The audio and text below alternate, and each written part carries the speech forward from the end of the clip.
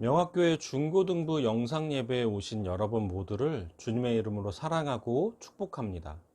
이 시간 예배를 통해 여러분 안에 하나님의 사랑과 하나님이 주시는 큰 은혜가 넘치기를 간절히 바랍니다.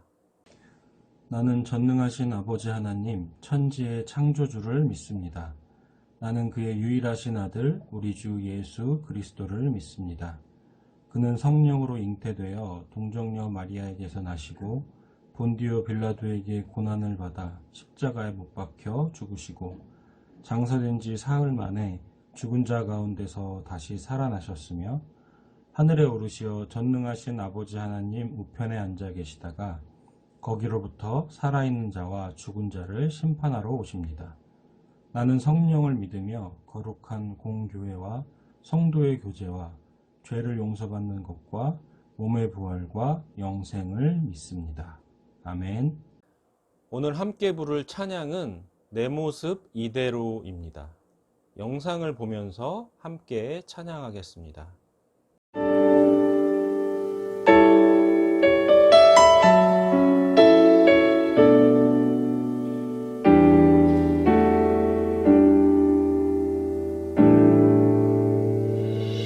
내 모습 이대로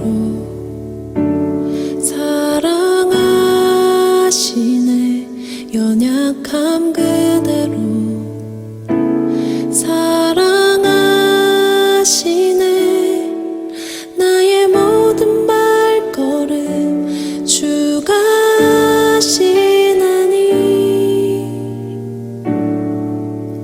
날 인도하소서.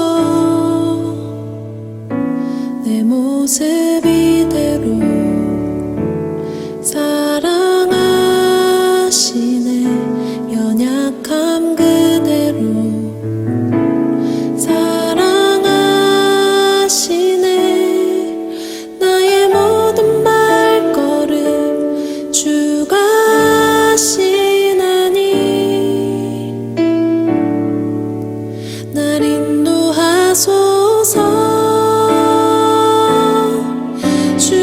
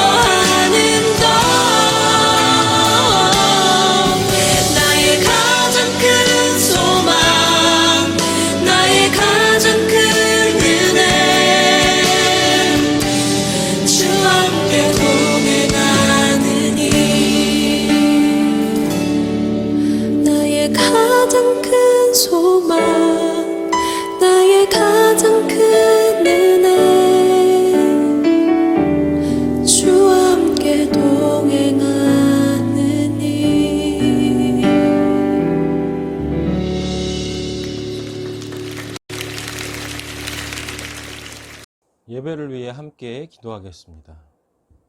하나님 아버지 감사합니다. 각자의 삶의 자리에서 이렇게 영상을 통해 주님을 예배할 수 있도록 인도하심을 감사드립니다.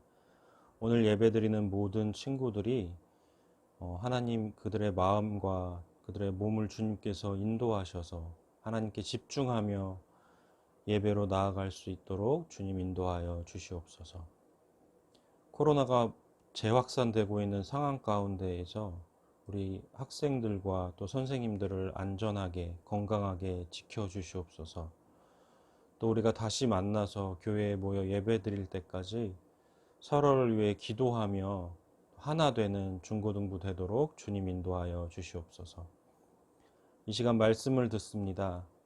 선포되는 말씀을 통해 하나님 역사하셔서 우리의 마음 가운데 하나님의 음성을 깨닫는 시간 되게 하여 주시고, 깨닫게 하신 그 말씀을 믿음으로 순종하며 살아갈 수 있도록 우리의 삶을 인도하여 주시옵소서. 감사드리며 이 모든 말씀 예수님의 이름으로 기도드립니다. 아멘. 오늘 우리에게 주신 하나님의 말씀은 다니엘 6장 7절부터 10절입니다. 구약성경 다니엘 6장 7절부터 10절입니다. 말씀을 봉독하겠습니다. 나라의 모든 총리와 지사와 총독과 법관과 관원이 의논하고 왕에게 한 법률을 세우며 한 금령을 정할 것을 구하나이다. 왕이여, 그것은 곧 이제부터 30일 동안에 누구든지 왕 외에 어떤 신에게나 사람에게 무엇을 구하면 사자굴에 던져 넣기로 한 것이니이다. 그런즉 왕이여, 원하건대 금령을 세우시고 그 조서에 왕의 도장을 찍어 메대와 바사에 고치지 아니하는 규례를 따라 그것을 다시 고치지 못하게 하옵소서 하매, 이에 다리오 왕이 조서에 왕의 도장을 찍어 금령을 내리니라. 다니엘이 이 조서에 왕의 도장이 찍힌 것을 알고도 자기 집에 돌아가서는 윗방에 올라가 예루살렘을 향한 창문을 열고 전에 하던 대로 하루 3번씩 무릎을 꿇고 기도하며 그의 하나님께 감사하였더라. 아멘. 같은 꿈을 가진 두 사람이 있었어요. 이들의 꿈은 최고의 도자기를 만드는 도자기 장인이 되는 거였어요. 두 사람은 그 꿈을 위해 열심히 도자기 굽는 법을 배워서 10년 안에 내가 최고의 도자기 장인이 되리라 이렇게 결심을 했어요. 그런데 그 최고의 도자기 장인이 되기 위해서 준비하는 과정이 방법이 서로 많이 달랐어요. 첫 번째 사람은 좋은 흙을 고르고 또 도자기를 빚고 불에 구워내는 그 과정 하나하나에 매우 신중에 신중을 기해서 10년 동안 겨우 한 점의 도자기를 만들어냈어요. 그런데 또 한 명의 사람은 10년 동안 매일같이 100개의 도자기를 만드는 그 과정을 매일매일 반복했어요. 그 과정에서 다양한 재료들을 실험해보고 또 다양한 방법들을 시도해 봤어요. 때로는 스스로도 창피할 만한 그런 도자기가 나오기도 했지만 실패를 거울 삼아서 계속해서 도전했어요. 여러분이 생각할 때 10년 후에 진짜 도자기 장인이 된 사람은 누굴까요? 아마도 하루에 100개씩 끊임없이 반복하고 또 실패를 하면서도 도전을 멈추지 않았던 그 사람이 진짜 도자기 장인이 되지 않았을까요? 이 사람처럼 많은 실패에도 불구하고 끊임없는 노력으로 결국에는 천재라는 소리까지 듣게 된 사람이 있습니다. 그 사람은 발명왕이라는 별명을 가진 에디슨이에요. 에디슨에게는 한 가지 좋은 습관이 있었어요. 그것은 바로 메모하는 습관입니다. 사실 에디슨은 조금 전에 한 말도 잊어버릴 만큼 건망증이 매우 심했다고 해요. 그래서 좋은 아이디어가 떠올랐을 때 그것을 잊어버리지 않기 위해 메모를 시작했고, 그것이 하나의 습관이 되었다고 합니다. 이처럼 습관이라는 것은 그것이 좋은 습관이든 또는 나쁜 습관이든 하루아침에 몸에 배는 것이 아니죠. 하나님을 믿는 우리는 믿음의 좋은 습관을 가질 수 있도록 노력해야 합니다. 다니엘은 믿음의 좋은 습관을 가진 사람이었어요. 다니엘은 여러분 같은 청소년 시기에 바벨론이라는 나라의 포로로 잡혀갔습니다. 그러나 하나님을 향한 믿음을 잃지 않고 늘 하나님께 기도하는 사람이었어요. 그런 다니엘을 하나님께서 축복하셨고 그에게 지혜를 주셔서 포로 신부님에도 왕의 신임을 얻게 되고 결국은 바벨론의 고위 관료가 되었습니다. 그런데 자기를 신임하던 왕이 죽고 바벨론 나라도 멸망하게 돼요. 그럼 앞으로 다니엘의 운명은 어떻게 될까요? 하나님의 지혜가 있는 사람은 어디서나 인정을 받게 됩니다. 바벨론이 멸망하고 메데라는 새로운 나라가 세워졌지만 다니엘은 그 나라의 왕 다리오에게도 인정을 받아서 총리가 되었습니다. 다니엘 6장 1절부터 3절입니다. 다리오가 자기의 뜻대로 고관 120명을 세워 전국을 통치하게 하고 또 그들 위에 총리 셋을 두었으니 다니엘이 그 중에 하나이라. 이는 고관들로 총리에게 자기의 직무를 보고하게 하여 왕에게 손해가 없게 하려 함이었더라. 다니엘은 마음이 민첩하여 총리들과 고관들 위에 뛰어남으로 왕이 그를 세워 전국을 다스리게 하고자 한지라. 아멘. 나라가 워낙 크다 보니까 왕이 혼자서 나라 전체를 다스릴 수가 없는 거예요. 그래서 고위 관리 120명에게 나라를 나눠서 다스리게 하고 그 관리들을 감독할 총리 3명을 세웠는데 다니엘이 그 3명 중에 한 사람이 되었다는 이야기입니다. 그런데 그 3명 중에서도 다니엘이 워낙 뛰어나게 일을 잘하니까 왕이 그를 가장 높은 자리에 세워서 전국을 다스리게 하려는 생각을 하게 된 거예요. 근데 여러분, 보통 왕의 총애를 한 몸에 입게 되면 주변에서 어떤 일들이 일어나나요? 주위 사람들에게 온갖 시기와 질투를 받게 되잖아요. 다른 관료들이 다니엘을 시기해서 어떻게든 왕에게 다니엘을 흠집내기 위해 그의 약점을 찾아다니기 시작합니다. 그런데 하나님을 잘 믿고 하나님 앞에서 정직하게 살았던 다니엘이었기 때문에 그의 삶이 너무나 깨끗한 거예요. 왕에게 일러 바칠 거리가 없는 거죠. 그러자 그들은 한 가지 악한 계획을 세우게 됩니다. 그들은 다니엘이 하나님을 잘 섬긴다는 것을 악용하기로 해요. 그들은 왕에게 찾아가서 이런 제안을 하게 됩니다. 우리는 왕이 한 가지 법을 세우셔야 한다고 생각합니다. 그것은 앞으로 30일 동안 왕 이외에 다른 신이나 다른 사람에게 기도를 하는 자가 있으면 누구든지 사자굴에 넣어야 한다는 것입니다.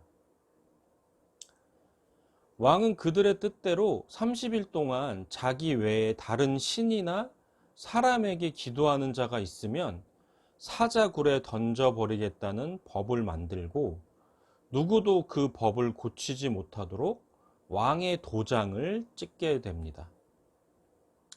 다니엘은 자기를 시기하는 사람들로 인해서 큰 위기에 빠졌어요. 그들의 계획대로 다니엘이 왕의 법을 어기고 하나님께 기도하면 사자굴에 던져지게 될 것입니다. 반대로 기도하지 않는다면 다니엘은 아무런 피해도 입지 않을 거예요. 여러분이라면 어떤 선택을 하겠어요? 눈앞에 쉬운 길이 있습니다. 그냥 쉽게 생각하면, 아, 그래. 하나님께는 좀 죄송하지만, 일단 30일만 기도하지 않고 넘어가자. 어쨌든 살고 봐야지. 아마 많은 사람들이 이와 비슷한 생각을 하지 않을까요?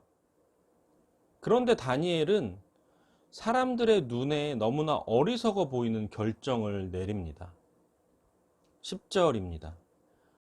다니엘이 이 조서에 왕의 도장이 찍힌 것을 알고도 자기 집에 돌아와서는 윗방에 올라가 예루살렘으로 향한 창문을 열고 전에 하던 대로 하루 3번씩 무릎을 꿇고 기도하며 그의 하나님께 감사하였더라. 아멘. 다니엘도 하나님께 기도하는 순간 죽음이라는 것을 알았지만 그럼에도 불구하고 하나님께 기도하는 것을 멈추지 않았습니다. 그것도 창문을 다 닫고 커튼을 쳐서 아무도 보지 못하게 만든 상태로 기도한 것이 아니라 사람들이 다 볼 수 있게 창문을 열고 기도했습니다. 어떻게 그럴 수 있었을까요? 다니엘이라고 죽는 것이 두렵지 않았을까요? 아니면 다니엘이 특별히 간이 큰 사람이었을까요? 그렇지 않습니다. 다니엘이 그렇게 할 수 있었던 이유는 바로 그의 좋은 믿음의 습관 때문이었어요. 10절을 다시 한번 보면 중간에 이런 표현이 나옵니다. 전에 하던 대로 하루 3번씩 무릎을 꿇고 기도하며. 바로 이것입니다. 다니엘이 죽음을 불사하고 하나님께 기도할 수 있었던 비결은 기도하는 좋은 습관 때문이었어요. 그는 이 기도라는 습관을 통해서 하나님을 만났을 거예요. 그리고 하나님을 점점 알아가면서 하나님의 사람은 오직 하나님께만 감사하며 하나님만을 기뻐하는 사람이라는 것을 알게 되었을 것입니다. 갈라디아서 1장 10절입니다. 이제 내가 사람들에게 좋게 하랴, 하나님께 좋게 하랴, 사람들에게 기쁨을 구하랴. 내가 지금까지 사람들의 기쁨을 구하였다면 그리스도의 종이 아니니라. 아멘. 여러분, 이 말씀처럼 우리 모두는 사람의 기쁨을 위해 사는 사람들이 아닙니다. 우리 모두는 하나님의 기쁨을 위해 살아야 하는 사람들입니다. 어떻게 하면 하나님을 기쁘시게 할 수 있을까요? 그것은 하나님의 뜻을 알고 그 뜻을 따라 사는 것입니다. 기도란 바로 하나님의 뜻을 발견하고 하나님의 뜻대로 살기로 다짐하는 시간이에요. 여러분도 다니엘처럼 기도라는 좋은 믿음의 습관을 갖게 되면 참 좋겠습니다. 기도를 통해 하나님과 교제하고 하나님의 뜻을 발견하며 그 뜻대로 살아가는 우리 명학교의 중고등부 모든 친구들이 될 수 있기를 간절히 소망합니다. 기도하겠습니다. 하나님 감사합니다. 오늘 다니엘서 말씀을 통해서 다니엘이 가졌던 믿음의 좋은 습관에 대해서 함께 말씀을 나누었습니다.